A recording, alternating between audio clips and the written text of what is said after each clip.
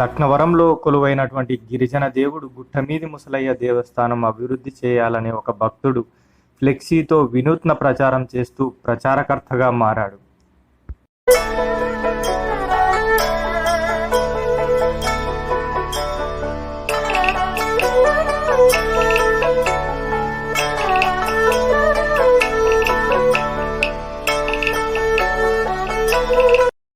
గుండ మీద వెంకటేశ్వర నా పేరు గుట్టమీది ముసలయ్య ప్రతినిధి రాయనగూడెం ములుగు జిల్లా.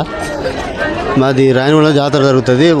గుట్టమీది ముసలయ్య కన్నేది జాతర జరిగి 3 రోజులు మేడారం ఎక్కడ జరిగి మళ్ళీ లక్నవరం అవుతాడు సార్. వచ్చి మళ్ళీ ఎంతో మహిమగల ముసలయ్య సార్. ఈ చరిత్ర సమ్మక్క సారక్కకు ఉన్నంత చరిత్ర ఉన్నది సార్. ఈ ప్రజలకు ఈ భక్తులకు అందరికీ ఆదివాసులకు తెలపాలని నేను కోరుకుంటున్నాను. ఏంటిది అసలు ముసలయ్య చరిత్ర? గుట్టమీది ముసలయ్య అన్నవారు కన్నయ్య సార్. ఈ చరిత్ర అంటే దొరికింది సార్. గడ్డలకు ఆకులకు పోతే దొరికింది సార్. దొరికితే వీళ్ళకి ఆదివాసులు దొరికి పట్టుకొని వస్తే తూర్లో పెడితే నేను గుట్టమీది ముసలయ్య దేవుణ్ణి ఇక కక్కుడు అది చేస్తే నన్ను చిన్న చిన్న జాతర జరుపుకోమంటే చిన్న జరుపుకున్నాడు సార్. ఇప్పుడు ఈ లెక్క అయింది సార్. ముసలయ్య ఏం చేసేవారు గతంలో?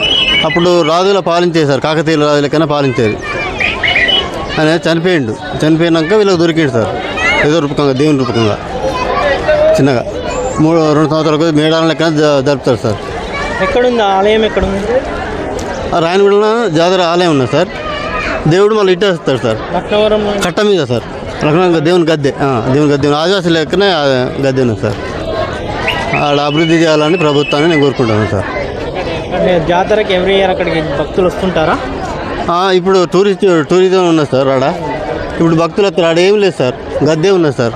ఆడ డెవలప్ చేస్తే మస్తు జనం వస్తారు. ఒక మైసూర్ తల్లి గుడి ముసలయ్య గుడి కావాలని కోరుకుంటున్నాను సార్. అంటే అప్పుడు ఈయన గిరిజన రాజు కదా? గిరిజన రాజు. ఎవరితో పోరాటం చేశారు? ఆయనకు ఉన్నటువంటి చరిత్ర ఏంటిది? కాకతీయులతోటి పోరాటం చేశారు. పోరాటం చేసి వీరమరణం చెందిడు సార్. మన లక్నవరం చెట్లనే. జాతర ఏ నెలలో జరుగుతుంది? ఈ శివరాత్రి అప్పుడే సార్. శివరాత్రి అప్పుడు జరుగుతుంది. మీరేం కోరుకుంటున్నారు? వాడు డెవలప్ కావాలని కోరుకుంటాను సార్. లక్నవరం కాడ ముసలయ్య ఆలయం నిర్మించాలని, అక్కడ మైసూర్ తల్లి గుడి కావాలని కోరుకుంటాను. కట్ట మీద జనం బాగా టూరిజంలో.